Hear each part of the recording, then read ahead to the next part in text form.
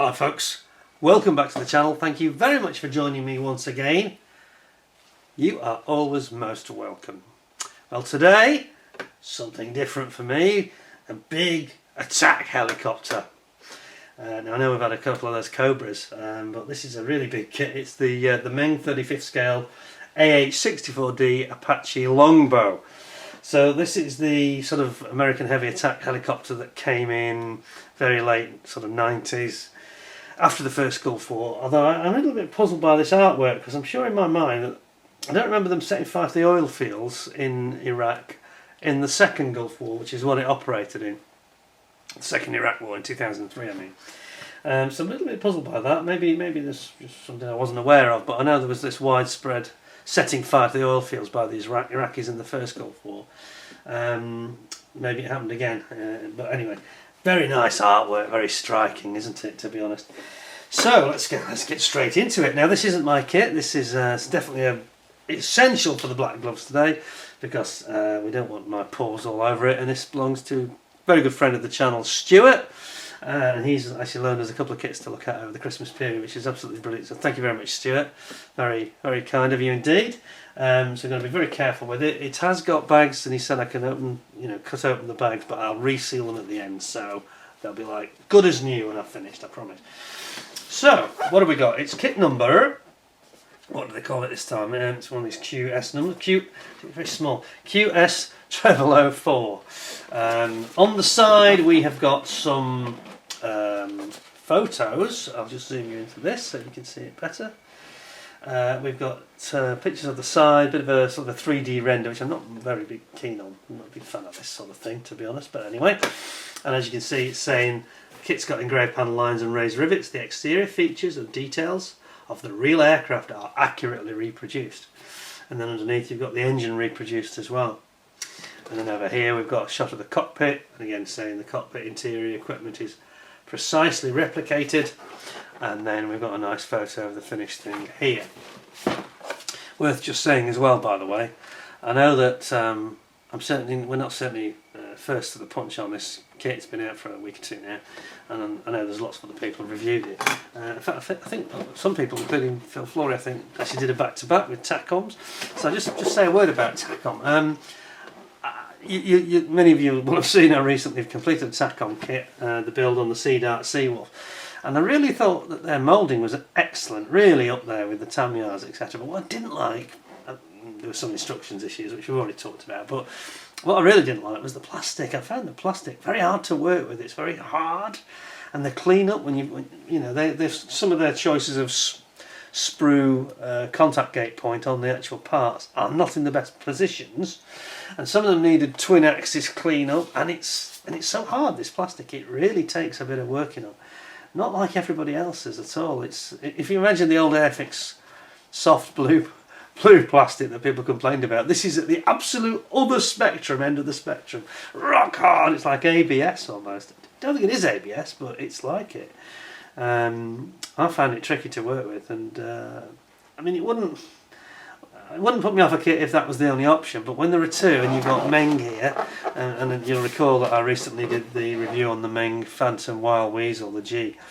That was a lovely kit, that was, and their plastic does not seem to suffer this problem, so I would be tending to, and this is just me, but I'll be tending to swing towards this kit over the TACOM just for that reason. I think you find it a little bit easier to work on, but anyway, we shall see. I just don't fancy using my new God hand cutters and ruining them on that kit. Any of these TACOM hard plastic. Maybe TACOM, if they can take this on board. I mean, it's probably not a big thing. Airfix have changed their plastic now, and theirs is really nice these days. So I hope that TACOM will listen to this feedback, because that does need looking at, I think. Anyway, we'll forget TACOM now. We're on MENG today, and of course they're based in Hong Kong. Bit of a write-up on the side, and I think there's a lot of write-up inside. I think we'll leave that alone because I think it's too long, but this is fairly brief. And it says, the Boeing AH64D Apache Longbow heavy attack helicopter is the main equipment of the Army Aviation Forces of many countries. It's also one of the most produced heavy attack helicopters in the world. In response to the shortcomings of the AH64 Apache exposed in combats, used in the First Gulf War for example, the 64D Apache Longbow has improved its main rotor blade life and protection. Is fitted with 2 engines with a higher power output as high as 1,410 kilowatts, and the APG78 Longbow millimeter wave radar of AH64D can track up to 128 targets simultaneously. Gosh. Launching attacks on multiple targets within a short time frame and sharing the targeting information with other units of other attack helicopters. The AH64D Apache Longbow entered service in 1997, there we go. Thanks to its outstanding performance, it's still one of the top heavy attack helicopters in the world today. And of course they've now got the E version. I actually saw one of these, by the way, but it was I think it's the E, the one the Brits are now using, British Army. I was at an event about 3.5-4 years ago at Grasmere in the Lake District. It was like I was just there, not attending the event as such, but I was just on holiday with my wife. And they had one of these things came in and circled around. It's terrifying. They're scary, scary plane, you know. These are a proper big nasty chopper and they make a lot of noise. And it came round over Grasmere, did a little circle over the village near the lake, and then came and landed on the football field. It was like the rugby field actually, I think. And we were able to get up really close to it, and yeah, absolutely amazing machine, really is. Just bristling with weapons, and you know, and of course they're based in the UK. They're based at RAF Wattisham, which used to be a Phantom base, and before then, of course, it was a Lightning fighter base. Anyway, enough on that. Come back to you about Lightnings in the not too distant future. Let's have a look at this then. So thanks to Stuart for very kindly loaning it to me. We've got another one of the MENG win a cash prize in the model competition. I'm going to take all of this plastic out of here because I think it's quite a lot to get through here. It's going to be a longer review with this one. And oh goodness me, look at the size of it. It's the full size of the box. That's huge. Right, okay, so that's that. Let's have a look what we got then. Now then, I did just open this bag, so I was frank this is going to be a bit tricky to get into, so I did pre-open this one with our instructions, and I can tell you the one thing I do know about it is that there are 3 of these strange data sheets that MENG sometimes do, but 2 of them, one's in Chinese, one's in Russian, and one's in English, so we know which one we want there, obviously. So I'll just pop those other languages away. And it's got a huge write-up here, which is very interesting. It is long though, I'm not going to sit and read that, I think that'll bore the hell out of you. But it does give you the full range of data about its development, what the weaponry is, talking here about the target acquisition system, guided missiles, etc, etc. We'll come to all that, I think, anyway in the instructions. So we'll pop that away, we'll have a look at the colour call-outs. And here we have got 3 options, I think.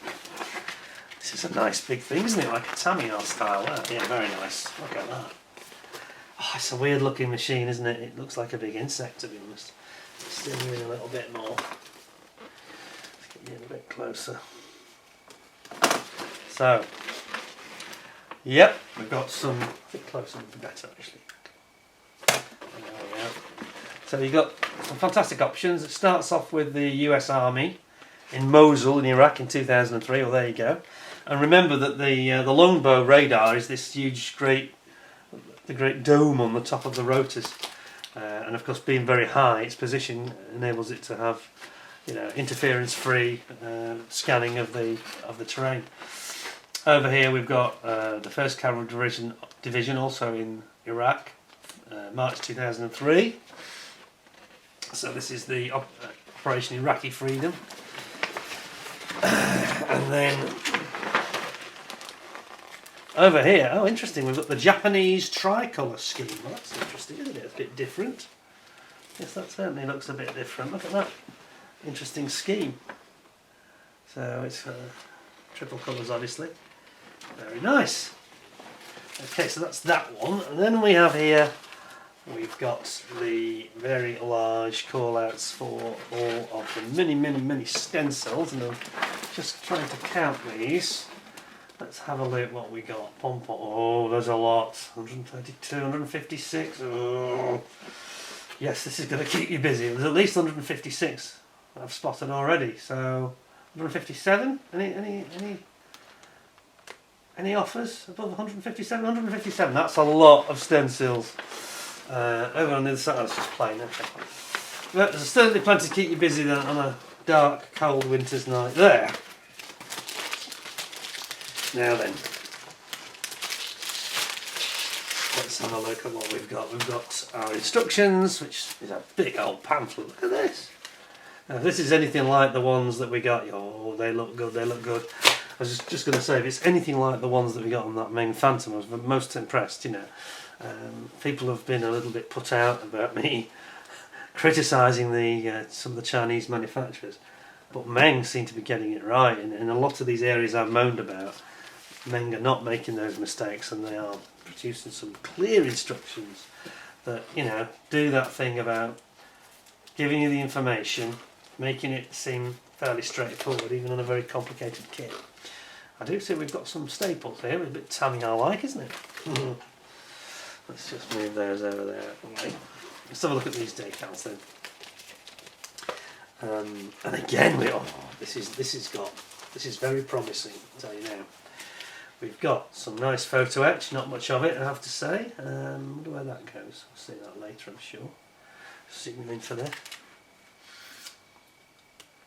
There we go. So there's not a huge amount of it, but yeah, very, very nice, isn't it? Then, and this is why I was starting to get a little bit excited there, to be honest, we've got some more of these most beautiful masks, which I don't think anybody does this better, frankly.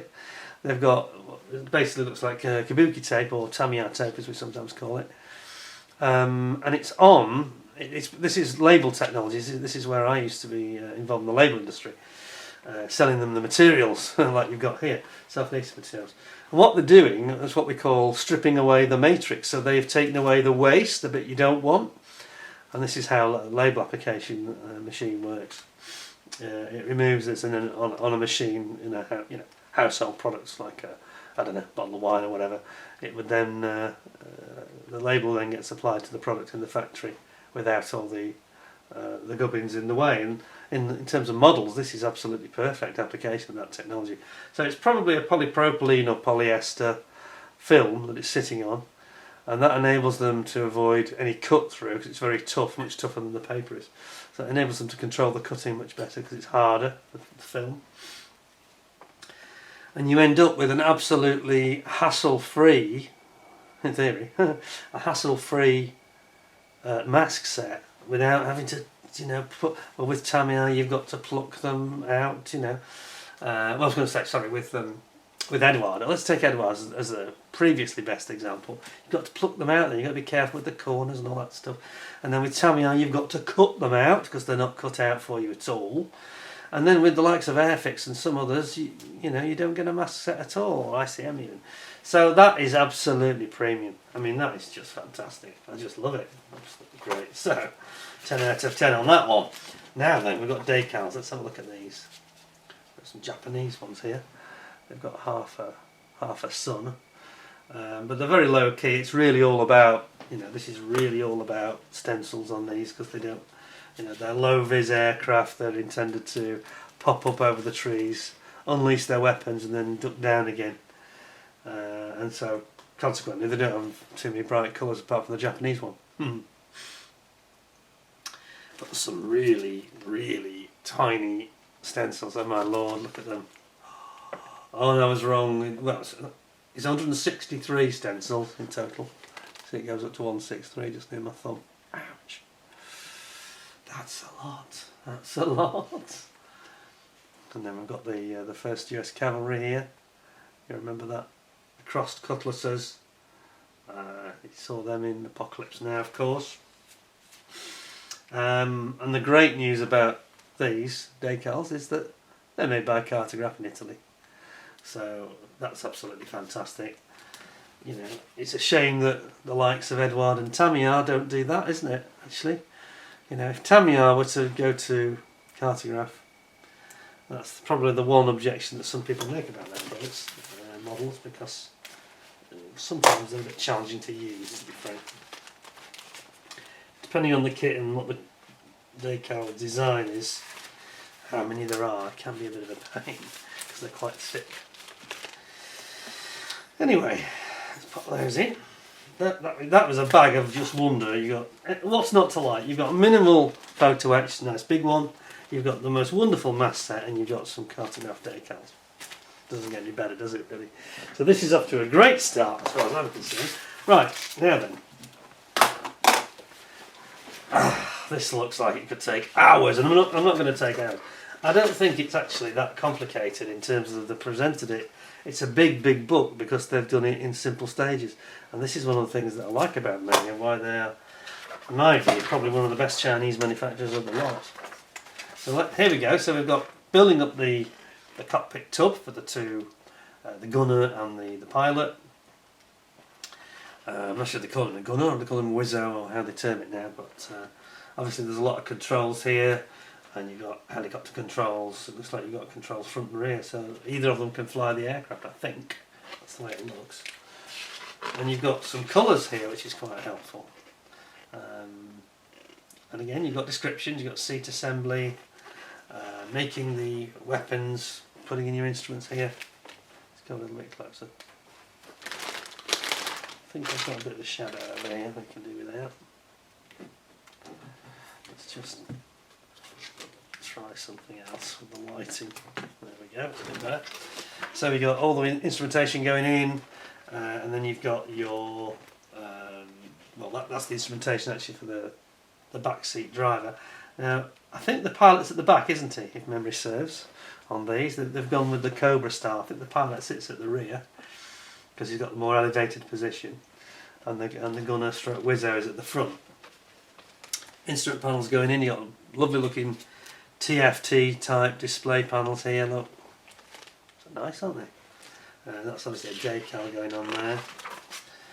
And you've got all the coving going in, the central sort of piece of the instrumentation panel, complete with, it's got like a night vision, looks like a night vision arrangement where he leans into this to get night vision. Wow. It's a very sophisticated looking thing. It's just all computers, isn't it?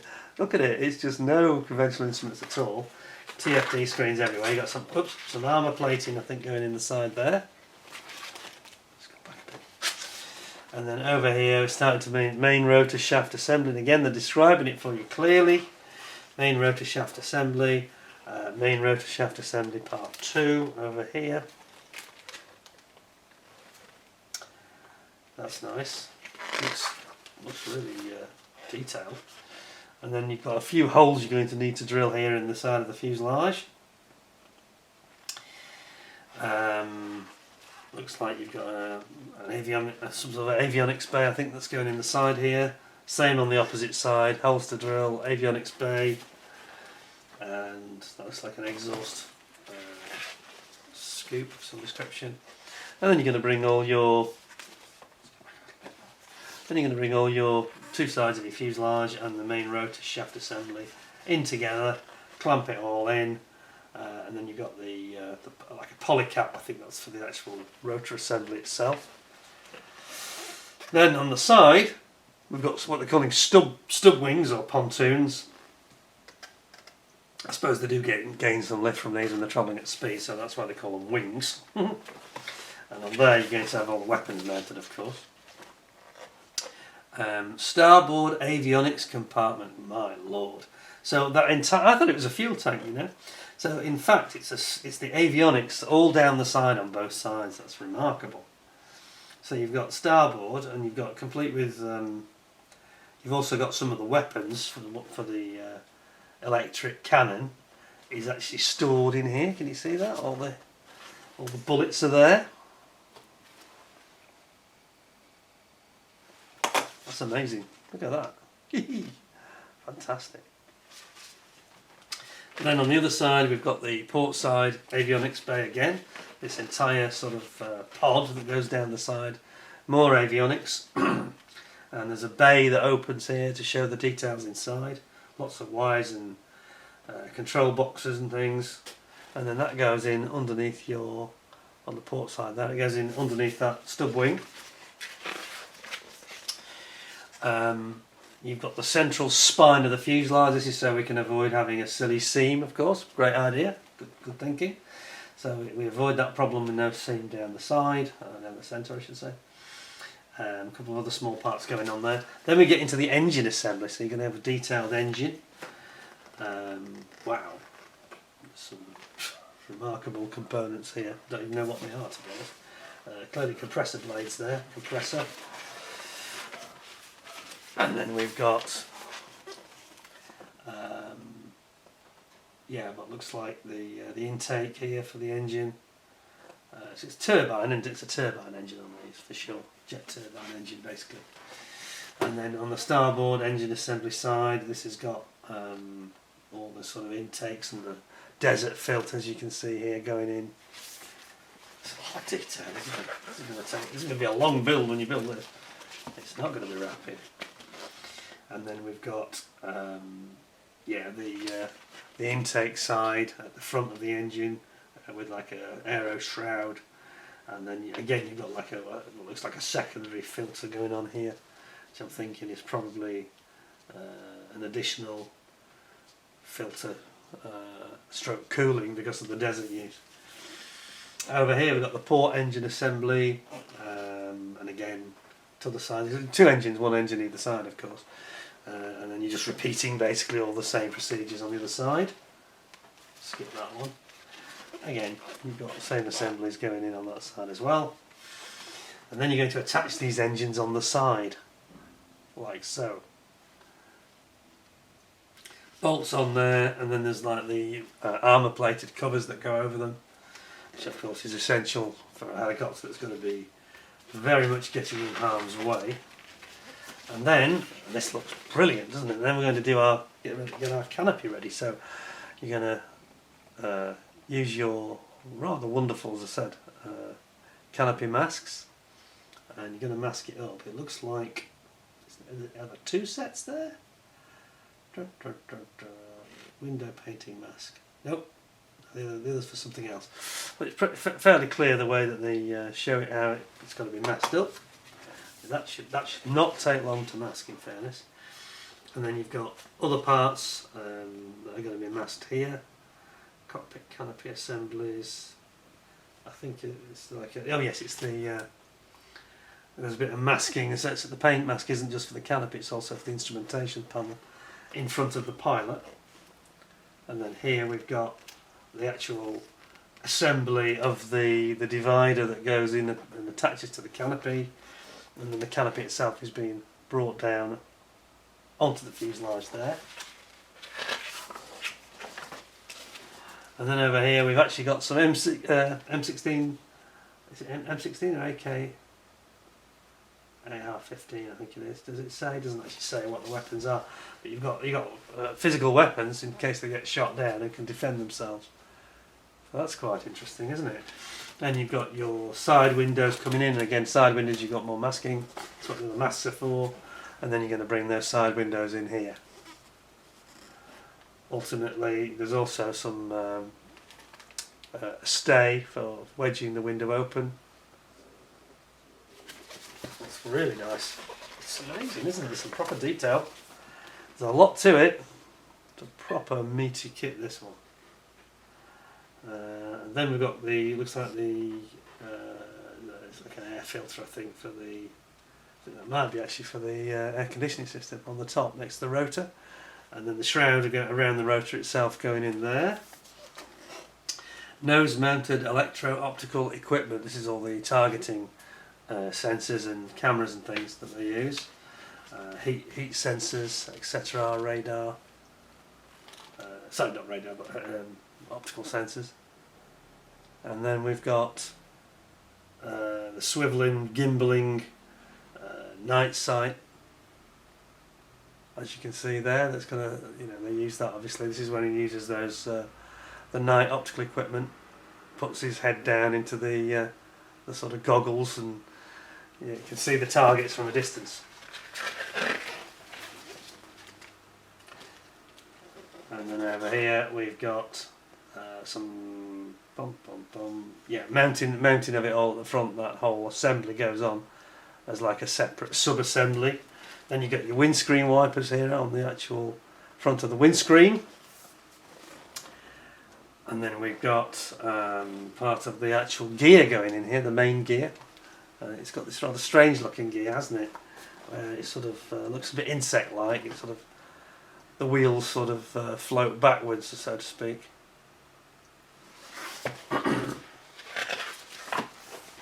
Then we've got our chain gun assembly, what they call it, the Bushmaster M230. That's a proper weapon, that is. So that's going to go in its cradle. That's going to be slung under the nose. This will be ultimately. So there's like a complete assembly for it, complete with all the ammunition, feeder, chutes, belts. Absolutely incredible. So there's quite a bit of detail in those. Whether you need to paint up, you're going to probably have to paint up the belts in a way so that you can see the individual machine guns, I expect. And then over here we've got the shroud that goes around it. This is like the swivelling, it's like a swivelling turret in effect, isn't it?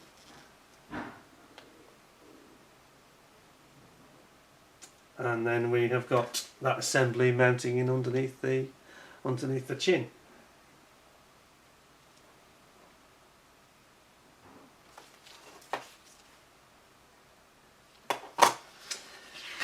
Okay, moving across. Then we've got the tail wheel assembly. Tail wheel assembly going in here, complete with the horizontal stabilizer assembly as well. And you've also got what looks like it's not like a slime bar. I'm not sure what that is. It's no, it's just the lighting, I think. And then we've got the fuselage assembly with the hatches going in here.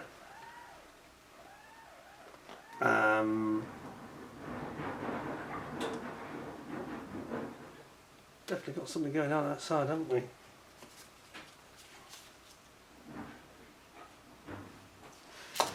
We've got the hatches going on the top there of the fuselage and on the side, and then we've got a number of aerials and antennas and things going on down the side and the back of the tail.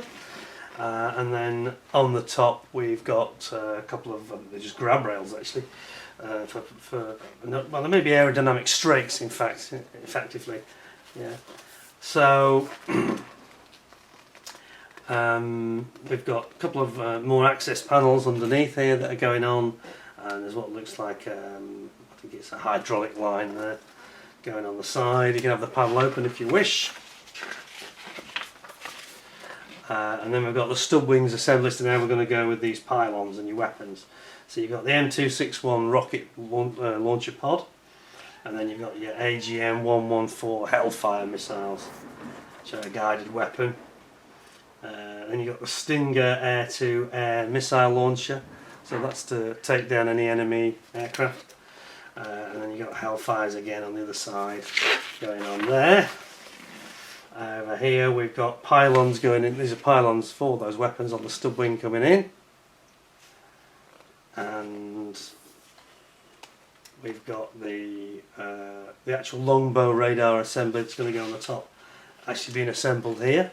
Quite a lot to it, I've got to say. It's not just a blob, is it? And then you've got the option of having the rotor blades in the conventional position or folded, and then you need to make that decision obviously about how you're going to assemble them. So you've got quite a lot of assembly work to do there, and then you're going to bring the blades into the central access clamps, as it were, and then you've got your supports and reinforcement clamps, ultimately bringing your rotor in and your Longbow radar down on top. And then you've got your pitch control actuators, rotor blade assembly, final assemblies here, and that all gets brought together with all the little linkages, and then finally your dome comes down on the top with your Longbow radar, and You've got the rotor blade storage assembly rack here, if you're having them folded back. And it looks quite good with it folded back, actually, I've got to say, interesting. And it obviously has some special clamps which hold the pins that hold the rotor in place and lock it for storage if it's being towed or something around the airfield. And you've got the tail rotor assembly going in here finally, which again is quite detailed part if you look at it. And then finally you're going to just a couple of aerials to go on, antennas, and that's pretty much it. And then you get your sprue guide. So wow, that was quite involved, wasn't it? Call outs at the back, my goodness. Good Lord. Absolutely remarkable. Well, I don't know what's going on. Sorry about the bit of noise in the background. I'm not sure what's been going on about. We're just going to have a look actually. See what on earth has been going on. Because there was some sort of delivery occurring, I think. Luckily not here, I'm glad to say. Because that would have rather interrupted things for us. And yeah, we did have a slight issue with that earlier on. Just going to have a look before I get into all of the plastics. Now, in fact, I'm going to just put that there, leave that aside for you, and let's have a look here. Yes, we've had a vehicle delivering something, I think. Yeah, I'm not sure what that was all about. Didn't really affect us, thankfully. Not to worry. Carry on with the show. So, staples. Right, we'll start with this because it's the biggest part, the fuselage. Oh, blimey, where did that go? What's that one? Didn't really want to come recovering it. I don't really want it in the car tyres, to be honest. But anyway, worry about that later. Oh, there's two of them. Okay, should have known. Should have known.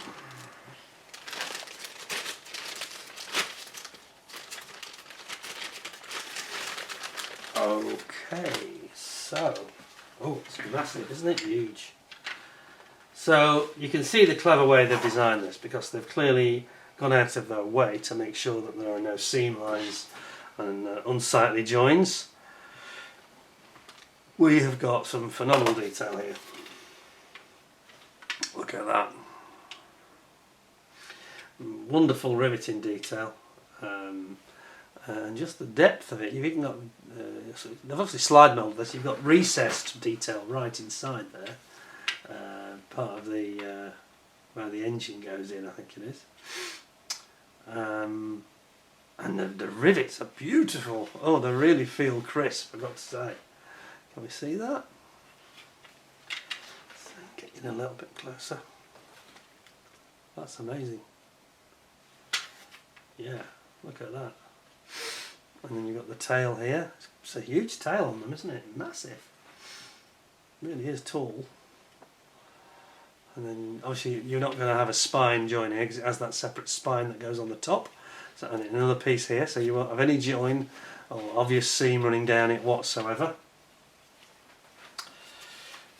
Yes, it's very impressive. Let's have a look at it underneath. Yeah. Let's best look at one at a time, really. Yeah, there's some beautiful detail. The riveting is just so tactile and crisp. And it looks the right scale. Looks the right scale.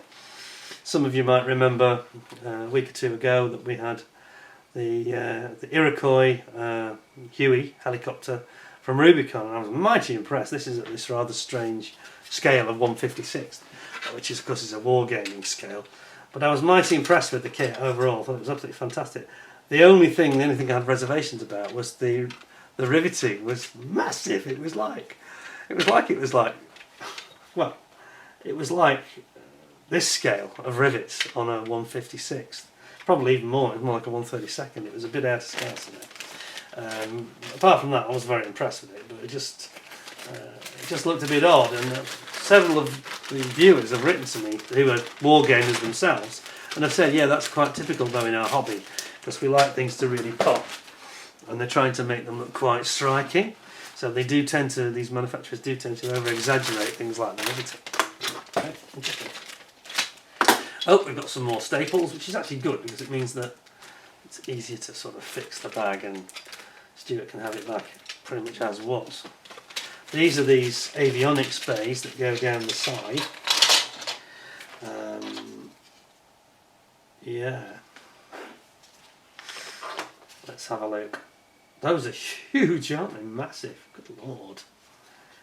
I don't like these. I'm just looking at the way the shape. So this is the port side one. Isn't it huge though? And I thought they were sort of a conformal fuel tank CFT, but they're not. They're actually avionics, all of it.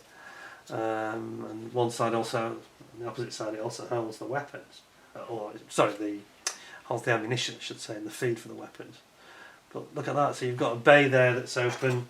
On the opposite side, again, like a repetition of it really, the open bay for lots of avionics that are going to go in there as a separate part. But the detail here is very, very crisp, exceptionally good. Look at the depth of that, like a grill there, a cooling grill. Wow, that's very nice. And then we've got, again, what looks like a slide moulded part, which is part of the, I think it's the underside that goes between them. It actually goes in there like that. Yeah, it does. Looks like it's a nice fit. It says. How does it actually sit? Sit like that? Sit like that. Oh, it goes like that actually. Yeah, it sits like that. So, oops. So there you can see, it gives you a bit of a feel for the shaping. It's nice, isn't it? Very nice. And then we've got another. This is the part of the optical. Is it the optical sensor, or is it part of the? Is that part of the? Yeah, I think it's the optical sensor array at the front.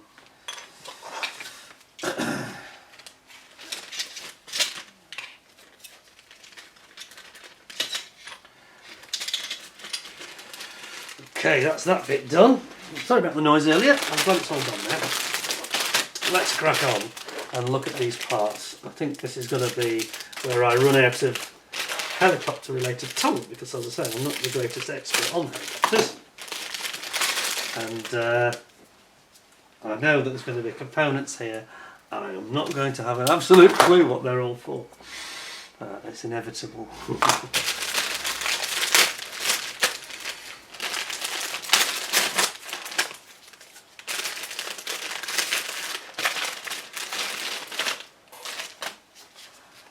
Oh my word, and again, straight away, it's got that Tamiya-esque quality to it of the parts, yeah.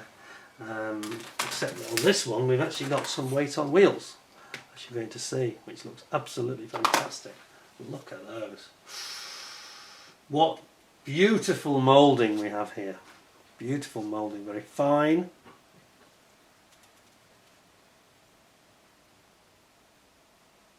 Yeah.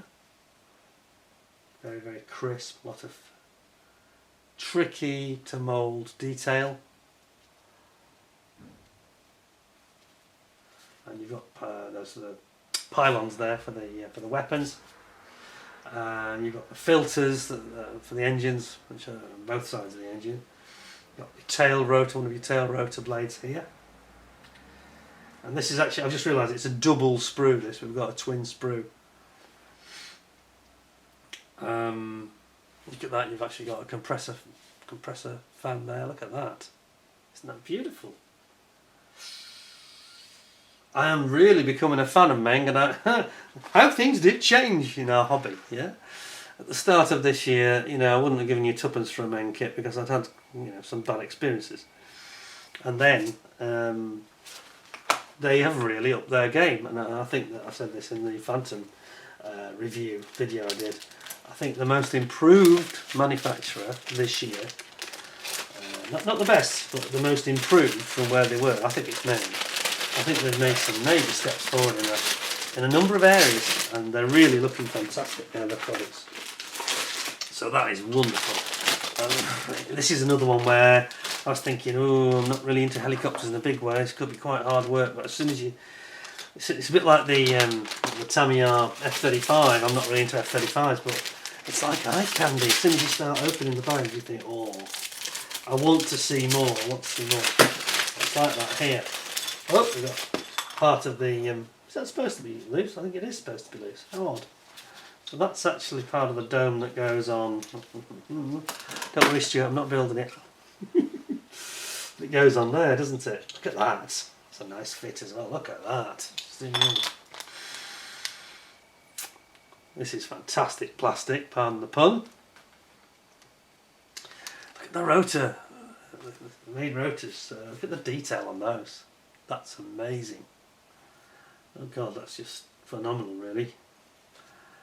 And then obviously this is the Longbow thing I'm playing with. That's the top of it there. So that goes. Sorry, this piece goes in there, like that. All the fit looks pretty good, I've got to say. But we can actually fit these two together like so. Here. Looks like a Baby Bell Swiss cheese, doesn't it? And it fits perfectly.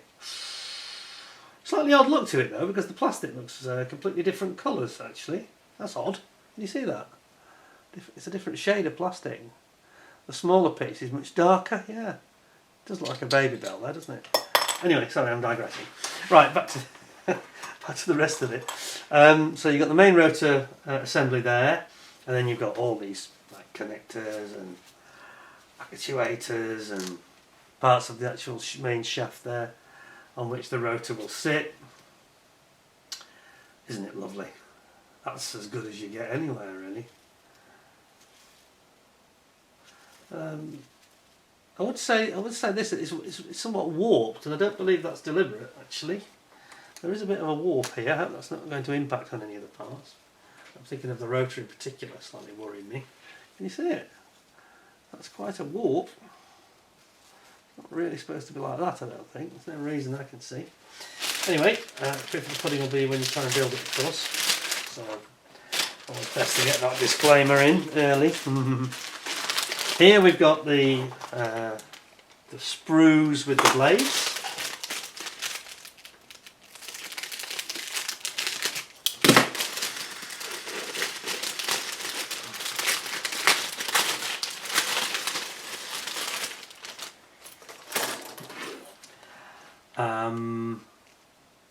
Yeah, oh wow, this is absolutely stunning.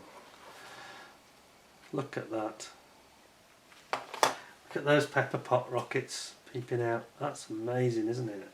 See what I mean about MENG and the quality of their moulding? It's pretty stunning, really. Now I've heard some experts say that this is not as detailed as the tack. Well, I don't know. I mean, I'm no expert, as I've said.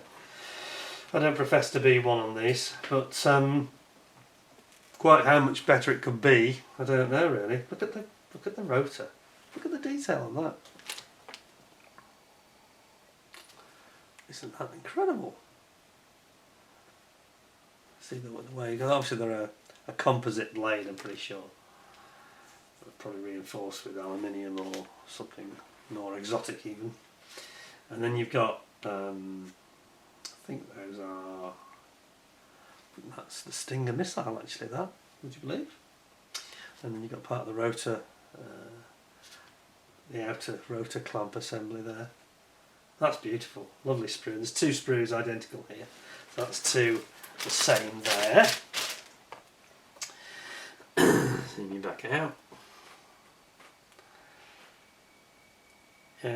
MENG, you know, if somebody gives you a MENG for Christmas, one of these new MENG kits, you're having a good Christmas, I think, aren't you? You're having a good Christmas. Quite eager to open the next one, Oh. It's not always as easy as it looks to open these bags. They're quite tough in fairness, and that didn't go very well. They are quite resistant to being cut simply. Cut the way I wanted it to, that one. I've got to leave a bit of meat on it to be able to reseal them, of course. Really doesn't want to open this one. Get out. Right, there we go. So this is the wing stubs, as they call them. And again, look at the fine detail here. These rivets and the panel lines, absolutely stunning, to be honest. Look at that. Wow.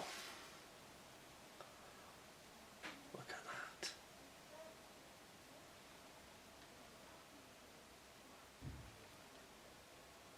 that's really nice. Oh, that's beautiful.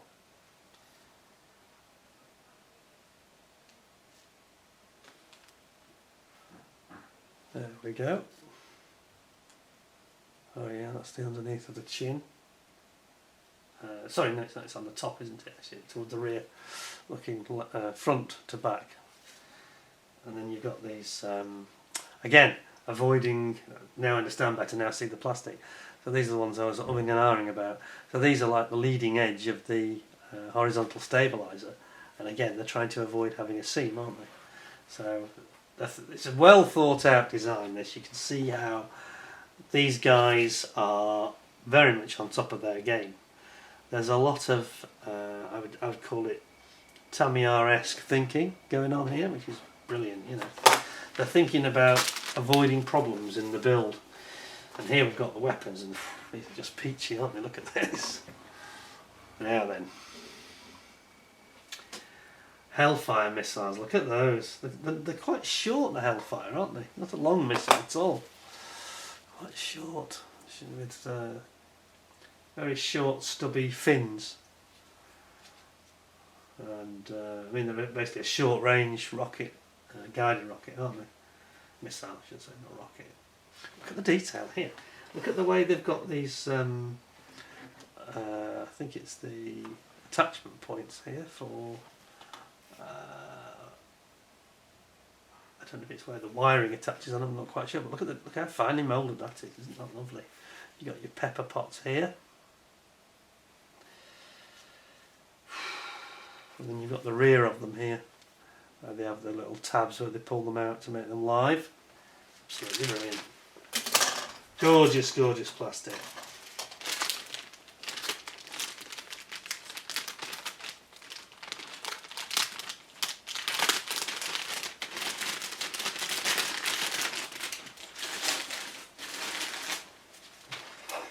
Now over here we have got, oh, strangely we've got a bag that's got staples on it, a big bag. That seems out of character with the rest of it, but I don't mind. Seems like they've borrowed, somebody joined them from Tamiya. It's starting to look that way in many respects, isn't it? I'm not sure this is a very positive habit that they've picked up. Staples on her. Come on. Come on, you. Right. Oh! A couple of little polycaps, and then we've got all the gun feed assembly. Look at this. This is really nice. You know, have to do a little bit of fine painting here to get your bullets looking just right on the ammo feed. Chain belt. Look at that. Yes, you've got pitot heads there as well. Got a lot of fine parts, and this sprue is not warped. It's nice and flat. But you've got all sorts of little parts here. You've got some of the assemblies, I think, for supporting the electric cannon underneath, and you've also got these hydraulic lines I mentioned, and you've got the actual electric cannon itself is here, he says, and I've completely lost it now. It's there we go. Electric cannon, that's nice, isn't it? Very detailed. Superb. Yeah, a lot of things like the windscreen wipers, look at that. That's nice, isn't it? Some real detail there. Huh, that's 2 windscreen wipers. Where's the other one then? Where is the second wiper? Just looking for it, can't spot it. Must be on another sprue, I think. But basically that's the sprue with all the really fine stuff on it. And there's no flash or anything. Very, very nicely done. That can go back in there. Carefully, like that. And then, so many bags, they just keep coming, don't they? Just not the easiest bags to... Oh, sorry, I missed it. Those polycaps need to go in there. So it's not the easiest bags to cut, and maybe my blade's not quite as sharp as it used to be. Let's work this time. Okay. here, this is basically the engine parts, it would seem, and including the filters. So you've got the filters at the bottom here.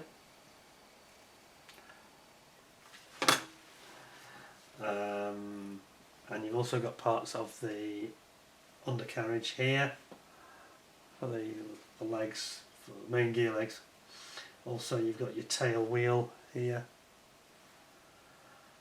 And then, as I said, there's quite a few parts for the engine. That looks like a gun turret. It looks like a little gun turret off the Cobra, that, doesn't it? Interestingly. I wonder if that's not used in this one. Anyway, quite a few of the engine components are there, an undercarriage, and the shrouds. Yeah, these are intake stroke exhausts parts. All very nice. And then on this one we have got the horizontal stabilizer. Yeah, horizontal stabilizer here. Very, very nice. Now look at these avionics bays. These are amazing. Oh Lord, look at that. Look at all the sockets and the plugs and the wires. That is so 3D. Such depth to it. It's wonderful, that. You need to be on your A game when you're going to paint those up, though, I tell you. You need some fine glasses to get that wiring just right. There's another bay over here. That's very impressive. And then another bay over here. It's got a bit less going on in that one. But I think there's actually a bit that plugs into that. And then here, and this is where MENG are really good. You've got your bullets, look. Bullets in a... These are the ones that go in the side that are going to go in the electric gun at the front. And that's the part that goes in that avionics bay on the starboard side. Those are nice. Now the moulding there is noticeably better than when I did the MENG ME163B Comet, the rocket fighter.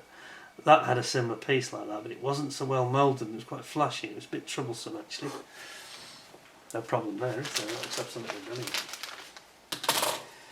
Gorgeous, gorgeous parts there. A bit of the floor as well, wasn't it? But not so exciting, that one. So, based on what I'm seeing, it's going to get a pretty high score. Very high. Could be another 10 even, I don't know. Let's see, let's not start prejudging it, it's too early, we're not quite there yet. Oh, got some more loose parts here. See if I can get the bag open nicely. Yes, did it again, getting better at it. Practice is making perfect. No, not perfect. I missed a bit at the end. Ah, there we go.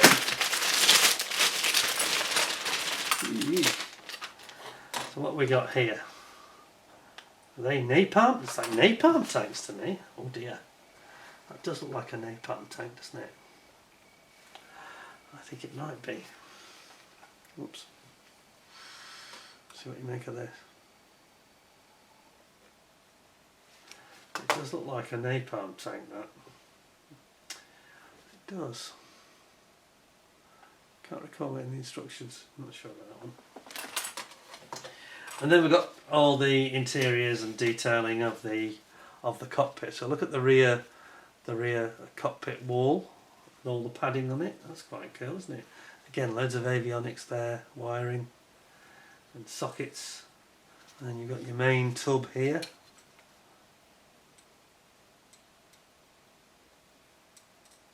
And then here you've got the side panels, all the switches and controls.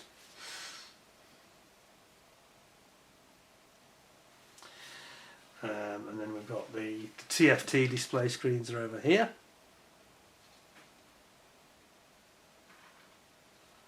Nice, isn't it? Really well done. Obviously there's a decal goes on there. And then this is the one for the guy behind. Or is it the way around? I can't remember. And then over here, look at this, you've got your M16s, your firearms. Look. No, they're AR-15, aren't they? AR-15, not M16. Just look like an M16 in the illustration. AR-15 to fight their way out if they have to get shot down. Those are nice, aren't they? Look at those. That's fantastic. And then there's various other bits of instrumentation, side padding. This is the armour plated side padding. And the cockpit, you've got your cockpit top coving on top of the instrument panels there. And the side of the seat area. That TFT display, they've done that very, very well, haven't they? Can we get a bit more zoom on it? Yeah. So the switches around it. That's very, very good. Looks great. Beautiful. Lovely sprue that. Stunning, stunning, stunning. Yeah, it's like Tamiya, isn't it? It really is. Wow. It's doing well.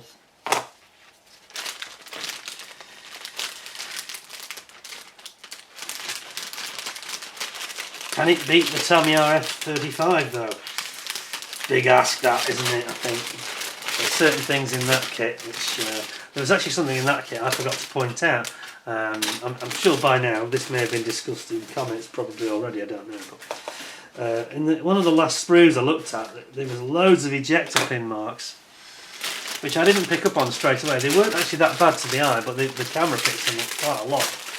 And when I investigated, I panicked then, and when I investigated, every single one of them, it's not going to be visible because they're like an inner, it's the inner part of the assembly where the shroud of the outer engine goes around it. And they knew what they were doing. None of it was going to be exterior. But it's not obvious when you're looking at it doing the review and on the camera when you see it. I'll bet somebody shouts up and says, "Oh, it's got loads of ejector pin marks." So I will probably already by now have pointed out that that's not a problem. They really have evolved in that respect because previously there's been a few issues around that, and they have got it sorted for sure. This is the top spine that runs down toward the tail that I mentioned, and this is to completely erase any danger of having a nasty seam. So this is going to go on top of where the two fuselage halves join. Very nicely done. Again, it's got lovely riveting detail there on the side. Fantastic. Really, really detailed. You can actually see them there, can't you? Brilliant. And then we've got these are all the engine. This is basically the engine, the body in which the engine sits, the engine assembly. And you can see there the intakes. Two intakes for the engine there, and then you've got the outer assembly, and then here you've got the armour plate that goes around it, and yeah, you've got these like a filter that goes to protect the engine at the front. Very nice. Look at the detail here of the riveting there. Isn't that brilliant? Beautiful. Gorgeous. But the fine detail here, this panel has got some very fine riveting on it. Panel lines. Just gorgeous moulding, you know. It's right up there with Tamiya, this, isn't it? Right up there with Tamiya. Maybe not quite as innovative in the way that the thing goes together, but the actual moulding quality and the plastic quality. It's nice hard plastic. I don't think it's as hard as Tacom's though. It's like banging a piece of iron onto the desk. There we go. Right, we're almost there. That's it then, we're just down to the clear parts and we're done. Feels like I've been here for hours, I probably have. I do apologise for that noise earlier. There was some sort of delivery to the neighbours, I think, and just inappropriate timing really. Trouble is with a long, in-depth video review like this, unless somebody literally comes to the door, you can't really stop it because you're already too far in. But I hope you don't mind that. So here we have the clear parts now. On that Phantom, they were absolutely bob on. Let's see what we think here. The only thing I'm not impressed by is that you can see this looks terribly delicate. It's just hanging on by a thread, isn't it? Here. There then. But look at the clarity. I'm going to have to be careful with this one. Very careful. just support it while I show you. Look at that. Wow, that to the eye, I'm not sure about how it's coming on the camera, but that is crystal clear. There is a tiny scuff, probably because it's come off and been banging around a little bit. There's a tiny scuff, and it's just on the surface, tiny scuff. And I've actually lost it now. It's there.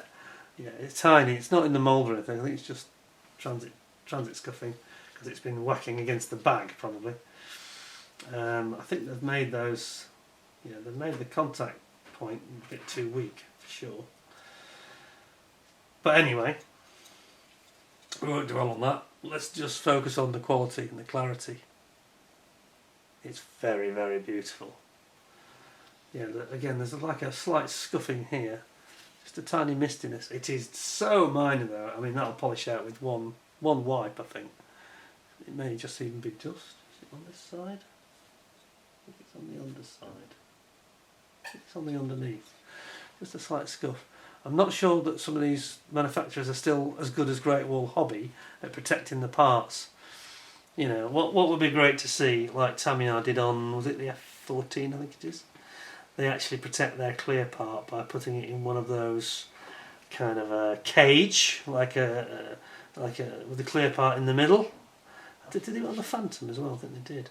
And it's really protected on all, so you can't get any external scuffing unless it's really brutally attacked or something. But in normal use and handling, it wouldn't get scuffed. And I think that's the one thing. Yeah, they've got this step here, but this is clearly too weak here. It was way weak. I don't know if I might be able to repair that, just to get it back on. I don't mean the part itself, just to get the sprue reattached. I might have a go for a steer because I'm a bit uncomfortable with that going into the Royal Mail or whoever. Anyway, look at the side window here. This is beautiful as well. The clear parts are really nice. They're just a bit too weak, that's all. But the actual quality is lovely. Look at this window. Isn't that nice? And that's the separator window here between the two crew. But yeah, there's just no distortion there that I can see, my naked eye. Oh, it's beautiful clear parts. Just a little bit in need of a bit more strength because it's worryingly weak there. I don't think that's good enough to go back in the post as it is. I shall find a way to, with minimal input, to just make it stronger, I think. It's a bit wobbly, is that? A bit wobbly. Anyway, there we go. So, that's a long review again, a bit like the Tamiya was. Gosh. So, let me just reassemble my box and I'll reassemble my thoughts on this kit. But we won't mark it down for that. I think it's just a little bit of perhaps we're just need to involve there thinking about how they are actually attaching on the sprue gate. Can you just do it that way? Yeah, I won't be able to get it back in the box. I think we'll do that later. We'll just pop the box top on and have our little summary. That could take a while. I need to reseal the bags anyway. So, what do I think? What do I think? It doesn't quite have the ultimate innovation in the way it goes together, I don't think, as the Tamiya, but it's close. I think 10 out of 10 would just be a little bit over the top, but I think 9.75 out of 10 because it's absolutely stunning that. You know, they have thought of some good ideas here and there, although they're not sort of revolutionary. But things like those spines and avoiding, avoiding the seam where there's going to be two fuselage halves going together, done that very, very well indeed. And it's just got such a lovely detail on it, and I think you'll actually enjoy building it. Things like those gun belts and the bullets and the AR-15s. Some amazing detail, really. Really beautiful. You've just got to be, as I said, on your A game with your paint and things. So that's where I'm at. 9.75 out of 10. Very nearly a 10. I can well believe I'll be featuring this in my top 10 kits of the year though, because I think it is that good. Yeah, for sure. That's probably going to be 2 helicopters maybe in that list. But MENG are really doing well. You know, these people that think I don't like the Chinese, and I was accused of being bigoted and all sorts of stupid comments that were made recently. Well, they're Chinese. They're actually in Hong Kong. Is it Macau or Hong Kong City? Does it say? Nathan Road, Mong Kok. I don't know. I've got friends that live in Hong Kong, but I've never actually been. So yeah, not too sure. But it's very Chinese and it's very, very good. So yeah, some Chinese manufacturers can make nice kits and some can't, it seems. Anyway, I hope you didn't find it too long. I'm sorry about the noise in the background. I think that's a very special kit indeed, and I would not have any reservations. Personally, because of the plastic, really, I think I'd go with that over the tack-on, but I understand that's a nice kit as well, so you're spoiled for choice. You're being spoiled. They're like buses. You wait for a decent Apache to come along, and then two come along at once, don't they? Anyway, hope you enjoyed the video. Hope you found it interesting and entertaining. And until next time, thanks for watching. Take care of yourselves. Stay warm, stay safe. Thanks a lot, and bye for now.